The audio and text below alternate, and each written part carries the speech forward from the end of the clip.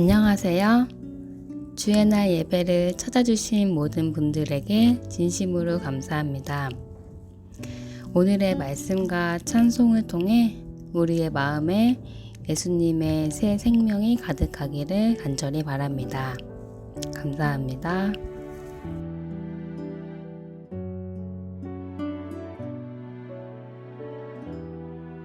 다 함께 기도하겠습니다. 하늘에 계신 우리 아버지, 오늘도 저희에게 새 부활의 아침을 허락하시니 감사합니다. 주께서 주신 이 새 하루를 새로운 마음으로 살아갈 수 있도록 저희 마음에 은혜를 가득 부어주시기를 간절히 바랍니다. 주님, 저희가 매일매일 부활의 아침을 맞이하는 삶을 살기를 간절히 바랍니다. 주님이 이 땅에 사셨을 때에 죄와 상관없이 사망의 파워와 상관없이 사셨던 그 삶을 주께서는 저희도 살 수 있다고 하셨습니다. 주님, 저희가 그 삶을 살아가고 또 주와 같이 되기를 간절히 사모하오니 저희에게 주께서 약속하신 성령의 능력을 가득하게 하시어 매일 부활을 아는 사람으로 부활을 경험하는 주의 자녀들로 살아갈 수 있도록 저희에게 축복과 은혜 가득 부어주시기를 예수 그리스도 이름으로 간절히 기도하옵나이다. 아멘.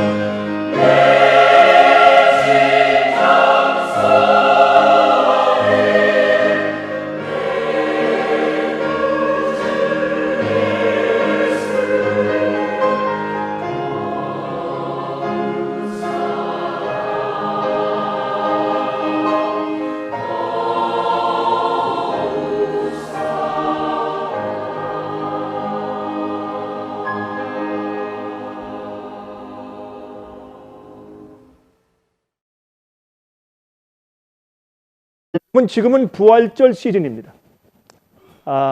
이번 주말은 많은 사람들이 예수님의 부활을 하기 위해서 여러 가지 각각 많은 행사들을 하며 부활절 예배를 드리고, 내일 아침이면 선라이즈 서비스, 산에 올라가서 해가 떠오르는 장면을 보면서 새벽에 예배드리는 그런 일을 하는 때입니다. 여러분, 물론 그것은 이교의 습성에서 온 것인 것을 우리가 너무나 잘 압니다. 그런 의식은 기독교에 있던 것은 아니지만, 그러나 부활절을 기념하는 이제 그 시즌입니다.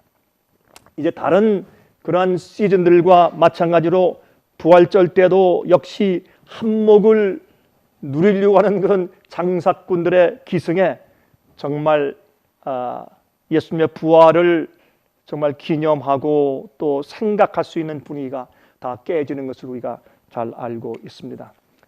토끼, 계란, 이게 예수님의 부활과 무슨 상관이 있을까요? 이것은 다산신입니다. 이것은 이교의 풍습입니다. 그것이 살며시 들어와서 예수님의 부활을 상징하는 것으로 둔갑하였죠.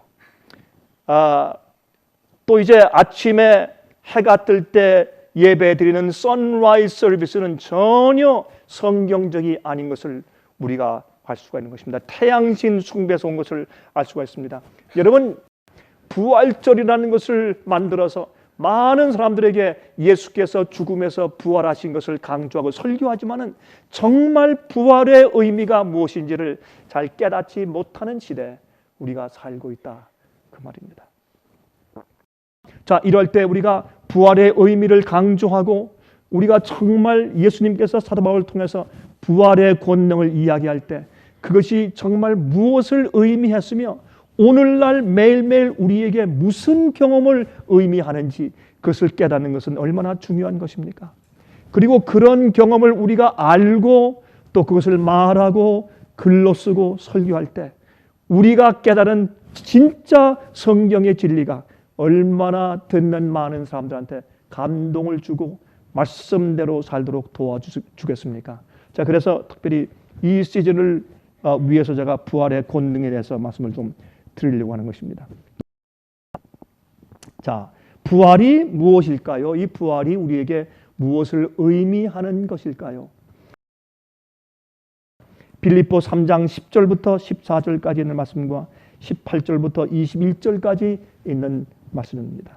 내가 그리스도와 그의 부활의 권능과 그 고난의 참여함을 알려 하여 그의 죽으심을 본받아 어찌하든지 죽은 자 가운데서 부활에 이르려 하노니 내가 이미 얻었다 함도 아니요 온전히 이루었다 함도 아니라 오직 내가 그리스도 예수께 잡힌 바 된 그것을 잡으려고 쫓아가노라 그랬습니다. 자, 여기에 있는 말씀을 읽어보면 사도 바울은 두 가지 의미를 여기에 말씀하십니다. 부활은 예수님께서 우리를 데리러 오실 때 궁극적으로 경험되는 것입니다. 우리의 죽은 몸이 영광의 형체로 변화되어서 썩지 않을 몸을 받고 우리에게 새 생명이 주어지고 정말 영광스러운 그런 생명으로 변화되게 됩니다. 그 부활은 정말 우리가 상상할 수도 없는 것이죠. 그것이 참 부활입니다. 그러나 그 부활의 궁극적인 결론이 이루어지기 전까지 사도 바울은 이제 계속 설명합니다. 부활의 권능이 여러분과 제 마음 가운데 매일매일 이루어져야 합니다. 매일매일 경험되어야 합니다. 부활은 마지막에 주님께서 오실 때 죽은 자들이 부활하고 산 자들이 호련히 변화되는 그때야 이루어지는 것이 아니라 그 부활의 권능을 사도 바울은 매일매일 알기를 원하였습니다. 우리도 매일매일 그것을 알기를 원하고 기도해야 합니다. 부활의 권능이 사도 바울 속에서 역사한 것처럼 2000년 이후에 여러분과 제 마음 가운데도 오늘 역사해야 합니다. 부활은 이제 앞으로 예수께서 오실 때 이루어질 놀라운 기적일 뿐만 아니라 오늘 매일매일 내 속에서 죄로 인하여 죽은 내가 예수 그리스도 안에서 새 생명으로 태어나는 능력으로 매일 경험되어야 합니다. 이 경험이 이루어지지 아니할 때 우린 예수의 부활을 모르는 것입니다. 이렇게 말씀했습니다. 내가 그리스도와 그 부활의 권능과 그 고난의 참여함을 알려하여 그 죽으심을 본받아 그랬습니다. 여러분, 부활이라는 말을 할 때 한 가지의 단어가 그 전에 선제해야 합니다. 죽음입니다. 죽지 않고서 어떻게 부활이 있습니까? 죽어야 부활이 있는 것처럼 우리가 죄 가운데 죽었다는 사실을 알아야 합니다. 우리가 다 알죠. 누가 모릅니까? 예수님의 십자가를 알고 감사하고 용서받았다고 말하고 구원 얻었다고 말하는 그리스도인들이 왜 죄에 대한 죽음을 모르겠습니까? 다 알죠. 그러나 문제는 여기 있습니다. 정말 죽기 위해서는 내가 혐오한 자로 드러나야 합니다. 내가 정말 죽고 싶어져야 합니다. 내 모습이 하나님 앞에 있는 그대로 펼쳐지고 폭로되고 드러나져야 합니다. 그때 우리는 죽고 싶어집니다. 그것은 영원한 생명도 싫고 이제는 완전히 사그라져 버리고 싶다는 뜻이 아니라 내가 주님 앞에 서 있을 때 그 누추한 죄의 형태가, 죄의 품성이, 죄의 습성이, 과거의 죄의 상해들이 정말 혐오스러워지는 것입니다. 그게 없어졌으면 좋겠습니다. 정말 죽기를 원하는 것입니다. 그러한 마음이 우리로 하여금 영적으로 죽음에 이르게 만드는 것입니다. 죽음이 존재하지 않고서 어떻게 부활이 가능하겠습니까? 그래서 사도 바울은 그 부활의 권능과 그 고난의 참여함을 알기 원했다 그랬습니다. 여러분, 이게 무슨 뜻이겠습니까? 부활의 권능은 육체의 고난과 같이 가야 합니다. 그래서 베드로 전서 4장 1절을 보면 육체의 고난을 받은 자가 죄를 그쳤나니 그렇게 말씀을 하셨어요. 여러분, 우리가 죄를 승리하고 예수 그리스도의 의로운 삶에 참여하여 살려면 죄의 습성이 죽고 예수 그리스도의 은혜 가운데 살려면, 주께서 말씀하신 표준대로 살려면 우리는 고난에 동참해야 합니다. 예수님의 생애는 매일매일이 육체의 고난을 받는 생애였습니다. 여러분, 이게 무슨 뜻입니까? 예수님의 고난은 물론 사람들이 조롱하고 비난하고 중상모략하고 나중엔 십자가에 가실 때 가시관을 씌우고 때리고 십자가에 못 박고, 물론 이것도 육체의 고난의 한 부분이나 진정한 예수께서 이 땅에서 경험하신 육체의 고난은 죄와의 투쟁이었습니다. 밖에서 오는 유혹과 안에서 일어나는 갈등을 승리하기 위한 예수님의 육체의 고난이었습니다.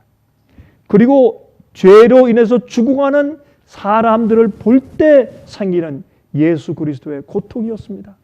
예수님은 매일매일 육체의 고난을 통해서 의를 이루셨습니다.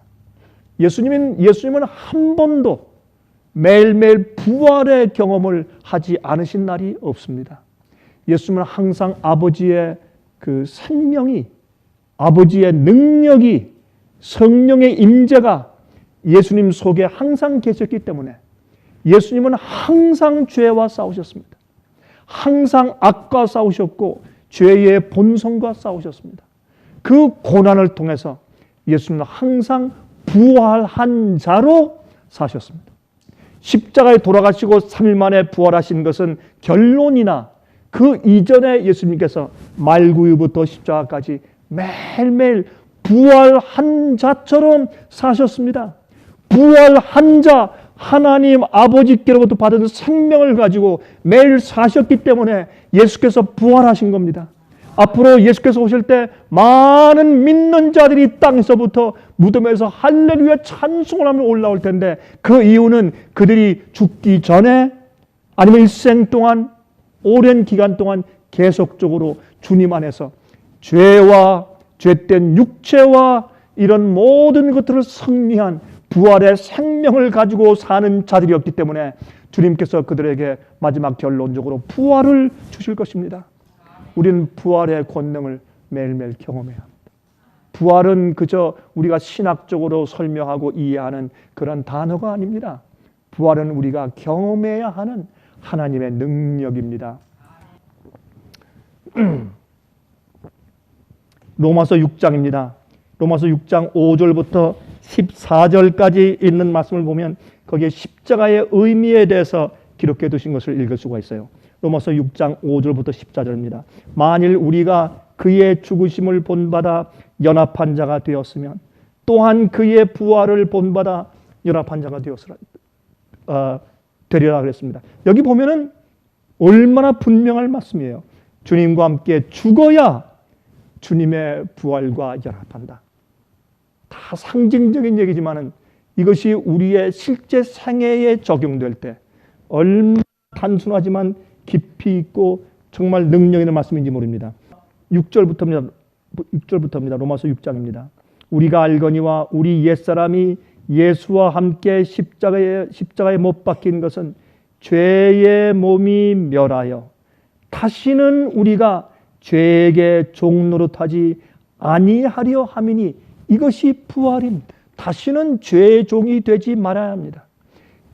예수께서 부활하신 다음에 예수님께서 어떻게 사셨습니까?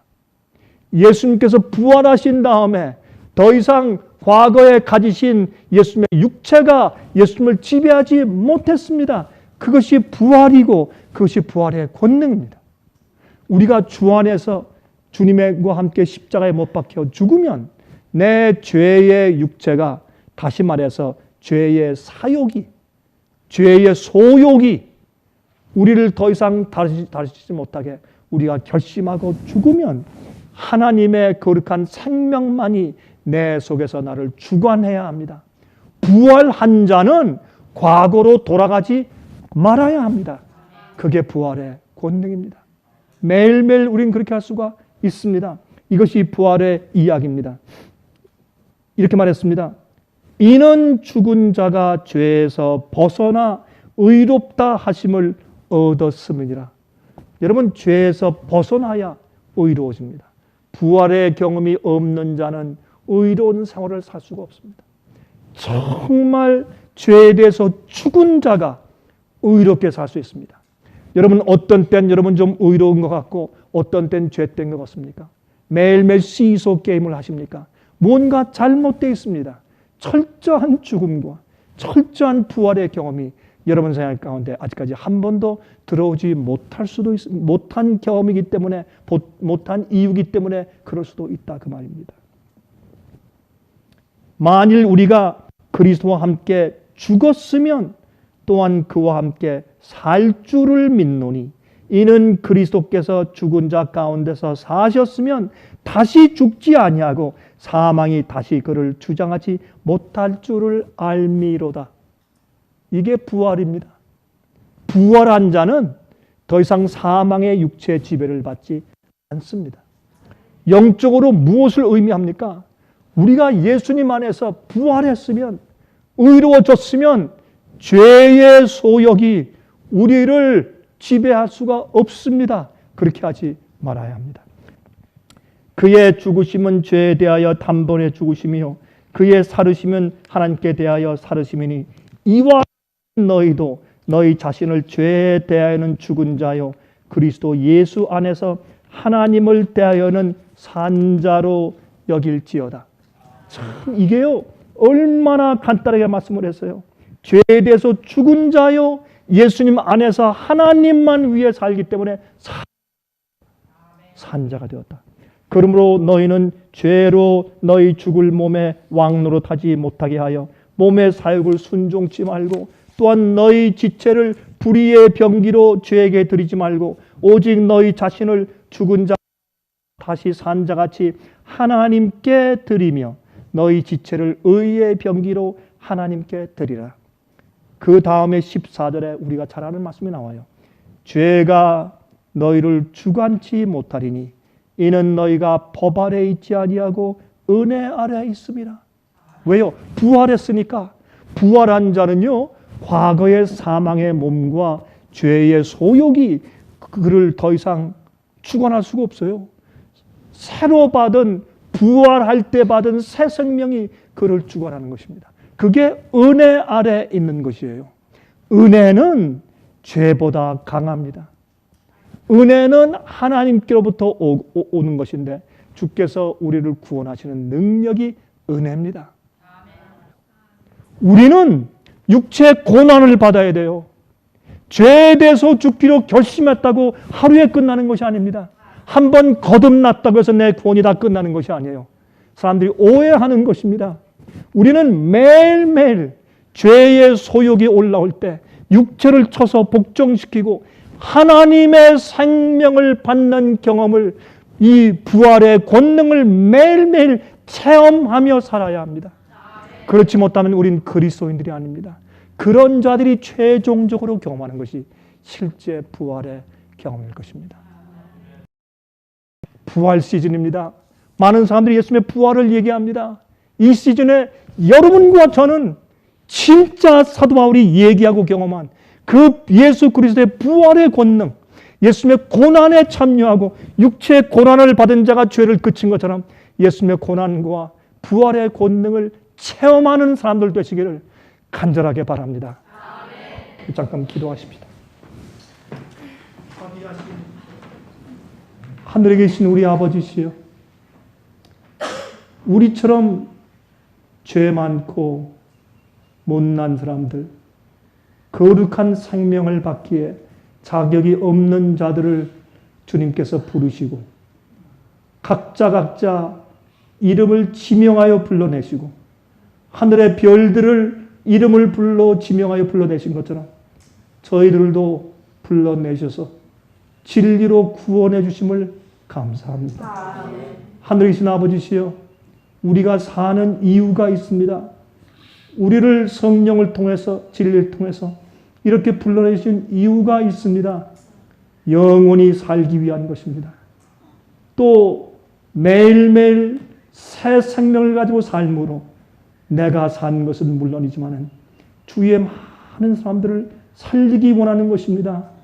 주님 안에서 부활의 권능을 가지고 사는 것이 무엇인지 주님께서 실제적으로 증인되어 보이게 하려고 하시는 것입니다. 우주에 있는 많은 존재들에게 그것을 보이시고 알게 하시려고 주께서 계획하셨습니다. 주님의 찬양되기 위해서, 주님의 구원의 능력을 찬송하고 영광 돌리게 하기 위해서 저희를 택하시고 부르셨습니다. 하늘에 계신 아버지시여, 저희를 도와주시옵소서. 우리는 원합니다. 주님의 부활의 생명이 매일매일 저희 속에서 역사하실 것을 정말 원합니다. 주여, 저희의 죄를 사해 주시고 새로운 생명을 다시 주시옵소서. 예수 그리스도의 거룩하신 이름을 의지하여서 간절하게 기원합니다. 아멘.